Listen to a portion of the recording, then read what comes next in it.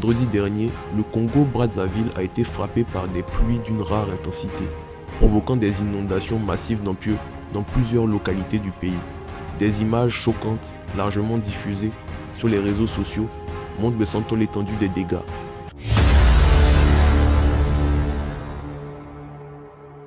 Ce que nous avons vécu est une épreuve, un acte de Dieu indépendant de toute volonté humaine. Et pourtant, certains ont saisi l'occasion pour accuser, critiquer et insulter le gouvernement de son Excellence, le Premier ministre Anatole Collinette Makosso. Mais posons-nous une question simple. Le Congo est-il seul face à ces catastrophes naturelles? La réponse est non. Dubaï, l'un des symboles de la modernité, a été englouti sous des pluies équivalentes à une année entière en une seule journée.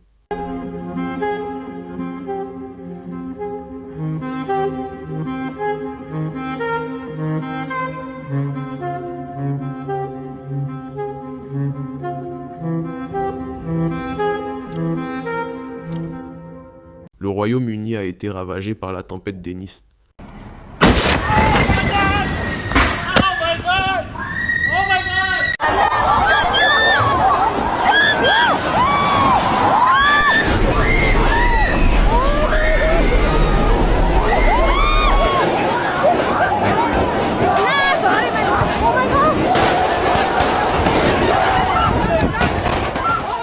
Paris a vu la Seine sortir de son lit.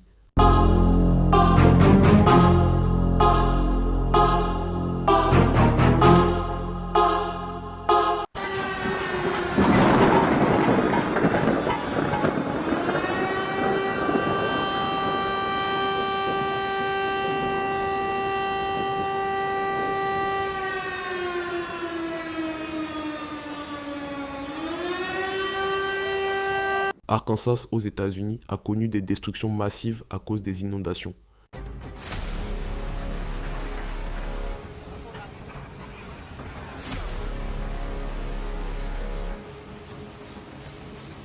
Et la Turquie a vu ses rues se transformer en torrents.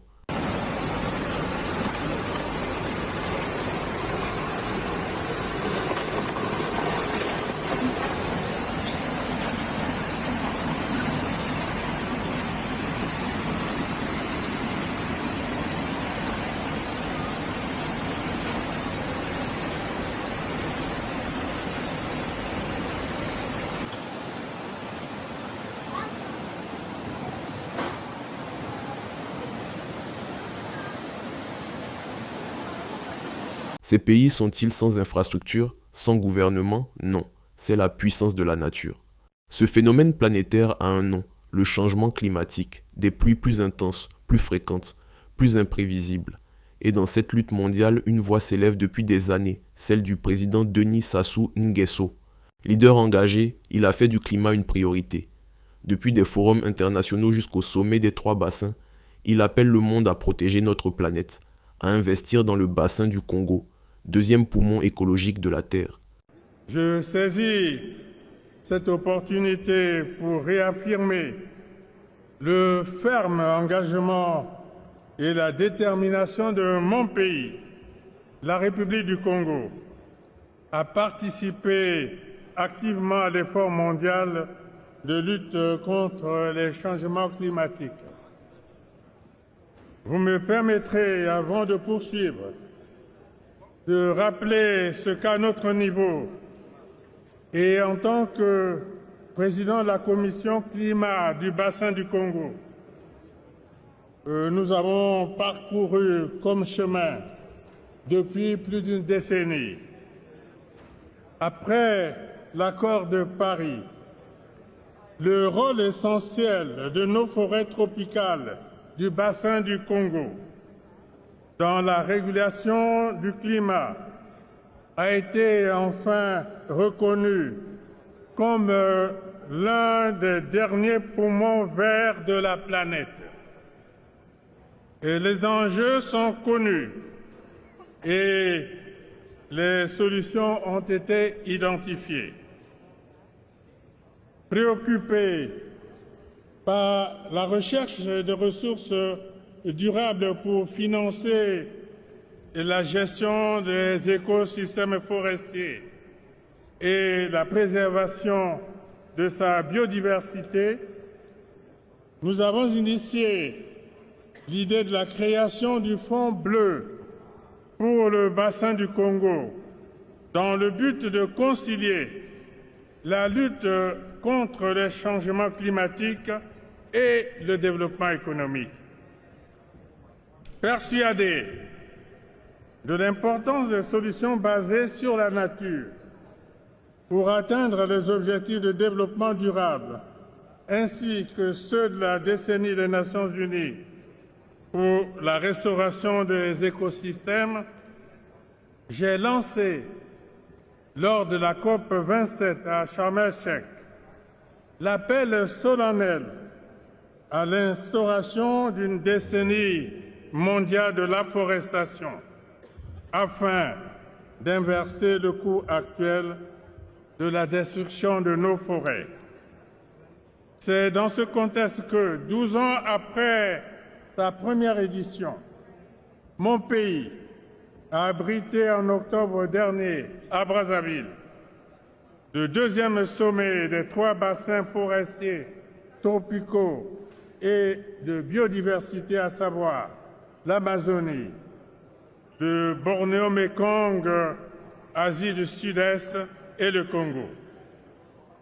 Mesdames et Messieurs, les défis qui nous attendent sont considérables et ne cessent de croître d'année en année. Certains relèvent de notre propre responsabilité. Il nous revient de redoubler d'ardeur pour préserver ces derniers poumons de la planète et ces trésors de biodiversité que sont nos forêts tropicales. Ainsi, le devoir de solidarité à travers les demandes de compensation financière suite au renoncement volontaire de certains pays à des projets de développement non durable appelle et mérite toute l'attention de la communauté internationale. C'est le juste effort de solidarité et d'équité qui incombe à tous les pays appelés à œuvrer ensemble pour une planète Terre plus sûre, à l'abri des menaces et autres effets néfastes des changements climatiques. Et face à cette catastrophe, le gouvernement n'a pas fui ses responsabilités. Sous le leadership du Premier ministre Anatole Koline-Makosso, les autorités ont été déployées immédiatement. Pompiers, forces de sécurité, soutien logistique, hébergement, assistance. L'État a agi. Le Premier ministre n'a pas cherché à blâmer, mais à soutenir, non pas par des discours politiques, mais par des actions concrètes. Oui, nous avons été éprouvés, mais ce n'est pas le moment de diviser. Ce n'est pas le moment de propager des fausses informations. C'est le moment de s'unir, de comprendre, de bâtir.